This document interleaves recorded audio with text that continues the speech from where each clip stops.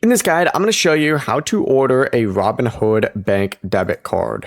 Before we get into this guide, make sure to like the video and subscribe to the channel with all notifications on. It really does help with the channel and it lets us know that you want more content like this. We'd greatly appreciate it. And if at any point throughout this guide you did have any questions, just ask them down in the comment section below and we could help you out further. I'm going to be doing my best to reply to every single comment down there. Now, this is completely free to go ahead and do, but you have to do this through the Robinhood banking app. So go ahead and open up the Robinhood banking app first. And from the main page, just scroll down, tap checking. And inside your checking account, if you scroll all the way down to the very bottom, you will see the ability to order yourself a physical debit card. Tap continue. Then Robinhood will ask you to confirm your residential address. If the address is wrong, tap update address and update it.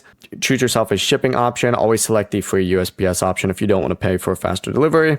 Hit confirm. It'll show the address one more time. If everything looks right, hit confirm and ship, and you will see that estimated delivery date.